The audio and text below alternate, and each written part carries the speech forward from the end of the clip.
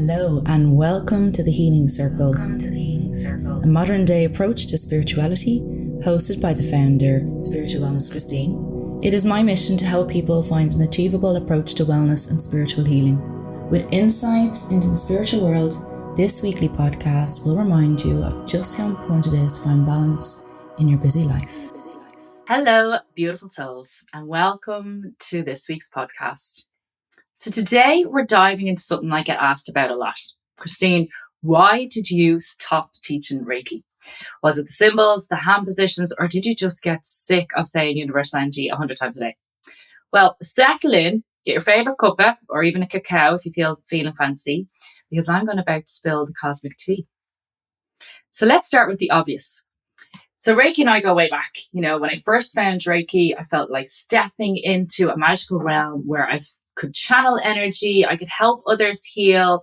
I was so connected to the cosmos.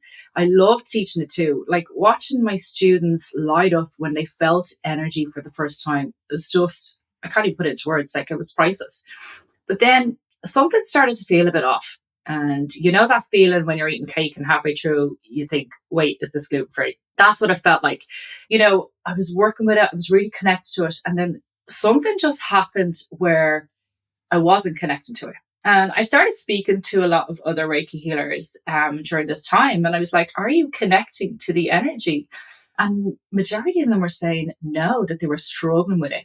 So I really had to go inwards and reflect on this and call in my guides and ask them, like, what is going on? Do you know what I mean? The thing is that Reiki relies on these beautiful symbols. You know, you learn it in level 2. And they're wonderful to harness and channel the energy into one space. But I started to feel like they were like a bit of a crutch, you know, like you needed to have the symbols. And then what I struggled with was my students got so obsessed with the symbols and getting them right, and they were getting stressed about not remembering the symbols or doing them right. So I was like, it's not supposed to be this way. Do you know what I mean? They're not supposed to be the crutch. So also, it's like we're calling something outside of ourselves to do the work, where the more I leaned into my intuition and in my own inner power, the more I felt the symbols were like a polite suggestion, but not the main thing. So, I mean, like, who needs a middleman when the universe gives you infinite access to source anyway? Do you know? So why do we need the symbols? And why, when I was teaching Reiki, my students were getting more complicated, more stressed about using the symbols. But then there's also another thing. It kept coming into my mind, like, the power is within, the power is within. And then I started thinking about religion. We're so influenced and we're so controlled in a sense where we always think the power is outside of us. And I kind of started struggling with that, you know what I mean? So I'm teaching my students Reiki. I'm telling them they need the symbols. I'm telling them they need to call down and harness the energy. But shouldn't it not be the other way around, where the energy is within them, that they can channel it outwards? So around the same time, I started diving deeper into shamanism, and I did a year studying shamanism. It was a very tense year. I loved every minute of it. And like shamanism, let's be honest, it is like the main OG of spiritual practice. Like, it has been around for 50,000 years. Like, it goes way back to our ancestors, way before religion, way before anything. Like, shamanism is raw, it's real, and it's just beautifully simple. You know, so there's no bells, there's no whistles, just you, the elements, and your inner wisdom. So shamans have known for thousands of years that the power isn't out there. You know, it's not in the sky or in the sacred text or in a symbol you have to memorize. It's in you. So shamanism is all about working with the elements, earth, air, fire, water, and spirit, and tapping into that energy that's already within and around you. Honestly, it's like nature's version of Wi-Fi, like always available, and there's no password required. So I started struggling with it, you know, and I was like, where do I fit in? What happens here?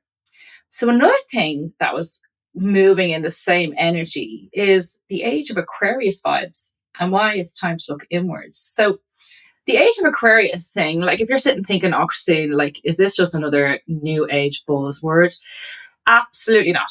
So here's the lowdown. The Piscean age is associated with a roughly 2,000 year astrological era aligned with the zodiac sign of Pisces. So in terms of historical periods, The Piscean age is said to have started around 1 AD. So like when close to the time Christ was born. So these astrological ages are based on Earth's slow precession, with each age lasting about 2,160 years, depending on how you interpret it. The Piscean age is often characterized by themes like, and if you think about it over the last 2,000 years, it's being characterized by themes like religion, faith, spirituality, like dominance of organized religion, especially Christianity. No pun intended for Christianity. I've no anything. I've no problem with any religion. Sacrifice, a focus on serving others or sacrificing for a higher cause. Hierarchy and authority, so looking to external structures for guidance and salvation. So in contrast, we're moving into the age of Aquarius, and it's associated with individual empowerment, so emphasizing inner wisdom and self-reliance. It's heavily relies on technology and innovation. So rapid advancements in science and technology. We now have AI, you know what I mean? Like, and that's going to literally rapidly expand. Like, it's just going to take over the world. And unity and equality. What have we been seeing the last 4 years since COVID? You know what I mean? A lot of people are starting to come together. There's a lot of like protests. There's thousands of people on the street protesting for like the equality and for Gaza and war. You know, we're all starting to come together. So there's a shift towards collective consciousness and breaking down the hierarchical systems. So we can even see it in the media, you know, like Hollywood, it's completely breaking down. Politicians, all the structures, they're completely breaking down. We're only at the start of the Age of Aquarius. So things are going to get really, really interesting around here for a while. So while the exact transition from one age to another isn't universally agreed upon, many believe we're currently in the overlapping period. So we're in the middle of the Piscean age wands and the Aquarian age rises. So the age of Aquarius is here to shake things up. It's all about ditching the Piscean age of hierarchies, external gurus, and relying on someone or something else to save the day. So, nope, Aquarius energy is like that. It's like, what would you say? That sassy friend that's always saying, babe, you've got the power all along. You know, that's what Aquarian age is all about. So this is why I created my intuitive energy healing courses.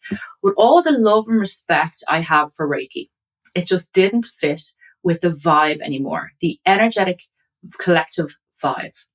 I wanted a practice that empowered people to tap into their own unique energy, you know, their own inner magic. For thousands of years, we believed we aren't good enough, or we haven't got the power to co-create our reality.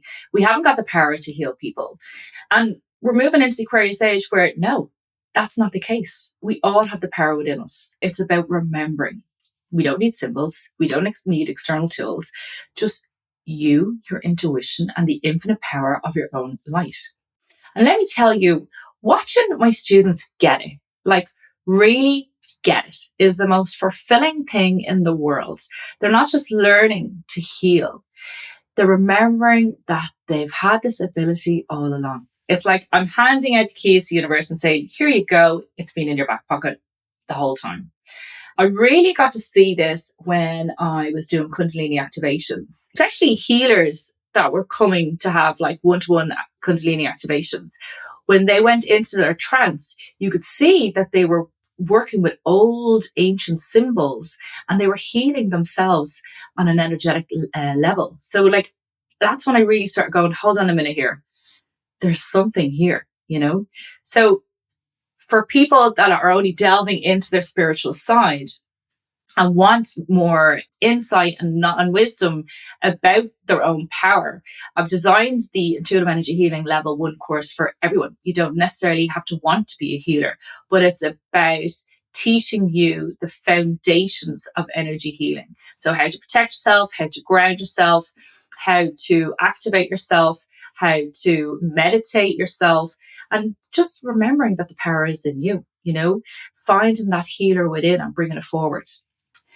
Don't get me wrong with this podcast. I'm not here to throw Reiki under the bus. You know, Reiki it was an incredible stepping stone for me, and it has helped millions of people around the world. The truth is, we evolve.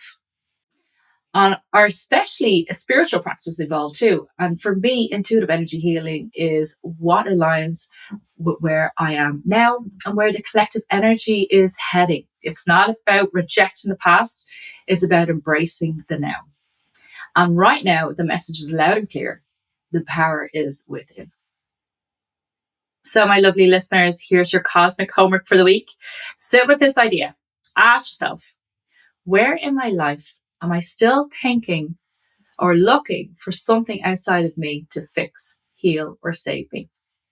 And what would it feel like to turn inward instead and find that power within? If you're ready to explore this further, I'd love for you to join me in one of my intuitive energy healing courses. Let's tap into that gorgeous inner power of yours and light up the world one aligned soul at a time. Thank you so much for tuning in today and for letting me share this part of my journey with you. If this episode resonated or made you giggle even a little, share it with your favorite spiritual buddy or leave a review. It helps more than you know. Until next time, keep shining, keep trusting, and remember, your power isn't out there. It's right here in you. We have come to the end of this week's episode. I hope that you enjoyed everything that we covered today. If you're interested in what I do and who I am, you can always go to my website, spiritualwellnesschristine.com, where you can book in for a session and where you can sign up to my newsletter. You can also go over to Instagram, where you probably get the most up-to-date access. My handle is @spiritualwellnesschristine. With all that being said, I hope you have a wonderful week, and I'm looking forward to seeing you here next week. May your mind be at peace, your body in harmony, love in your heart, and your spirit free. Have a good one.